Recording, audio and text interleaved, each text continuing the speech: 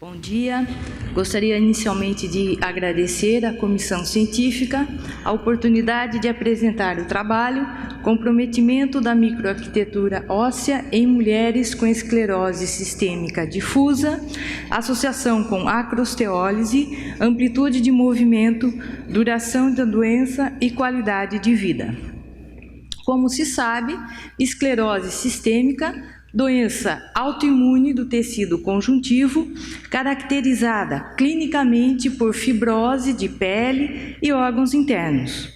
Já o espessamento cutâneo e o envolvimento articular podem cursar com diminuição da amplitude de movimento e contraturas e inflexão da mão.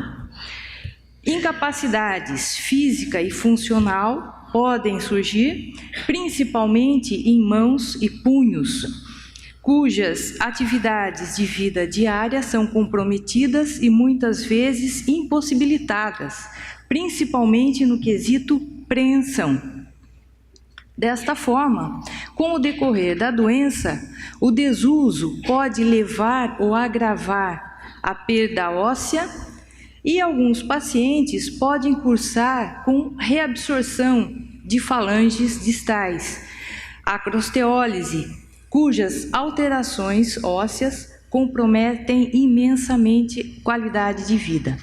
E não existem na literatura trabalhos que avaliem sistematicamente quantidade e qualidade óssea.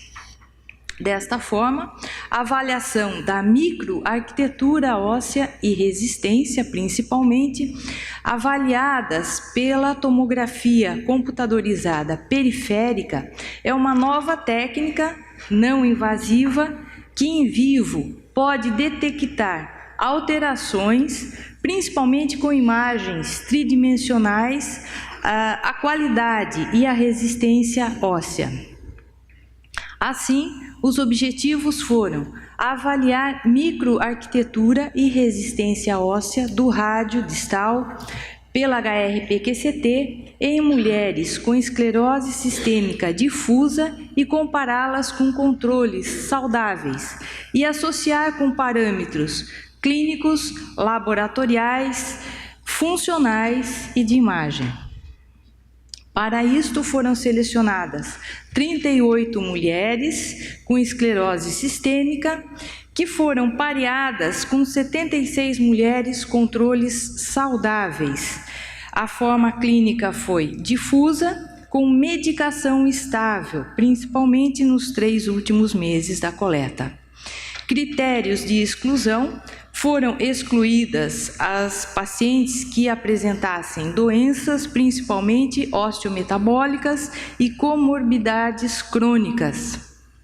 Avaliou-se envolvimento visceral, raio-x de mãos, densitometria óssea, capilaroscopia periungueal, a presença de autoanticorpos específicos da doença, esclerose sistêmica, amplitude de movimento e qualidade de vida. O raio-x nos auxiliou principalmente a avaliarmos reabsorção distal, acrosteólise. Um goniômetro não flexível de metal nos auxiliou na medida da amplitude de movimento, considerada total, por avaliar a amplitude máxima de flexão e extensão das articulações metacarpofalangianas, interfalangianas, proximal e distal, passiva por ser realizada pelo avaliador. Para a qualidade de vida, utilizou-se um questionário específico, abrangendo domínios de autocuidado e atividades básicas de vida diária, onde se avaliava a capacidade funcional e em domínios de alcance e preensão de mãos. Nos parâmetros do HRPQCT foram avaliadas densidade volumétrica, principalmente trabecular e cortical, parâmetros estruturais ou de microestrutura.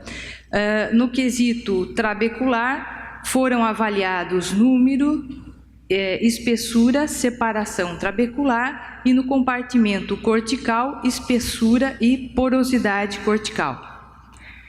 Também foram avaliados uns parâmetros de resistência óssea, onde se avaliava essa rigidez através de um software específico, elemento finito, e nossos resultados mostraram que as pacientes foram pareadas pela idade e índice de massa corporal, não encontrando diferença estatisticamente significativa. No entanto, a idade de menopausa das pacientes foi inferior do que nas pacientes controles saudáveis.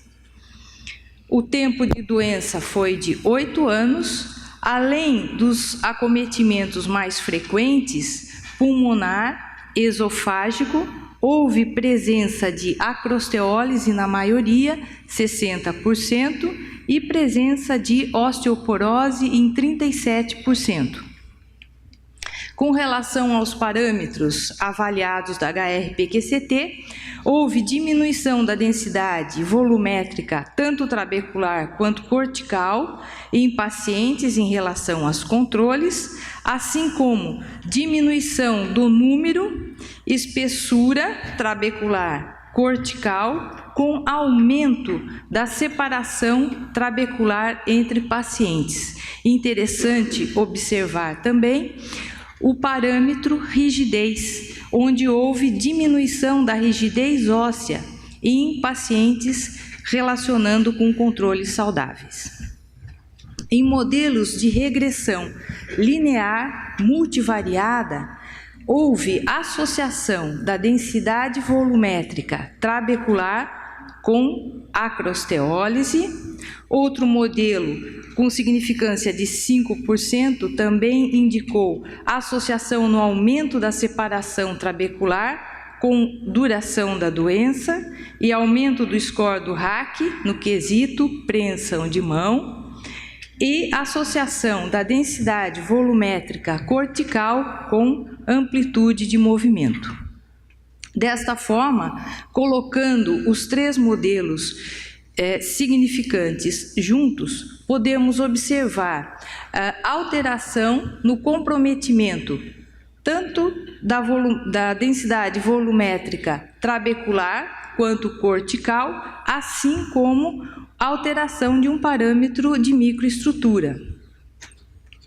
Desta forma, concluímos que mulheres com esclerose sistêmica difusa apresentaram comprometimento ósseo, tanto trabecular quanto cortical, no rádio distal, analisado pela HRPQCT, mostrando diferenças na densidade volumétrica, microestrutura e rigidez, comparando com mulheres controles saudáveis.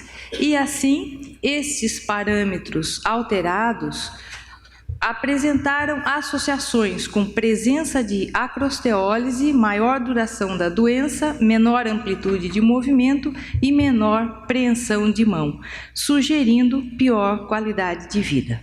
Agradecemos às fontes de fomento pela atenção. Muito obrigada.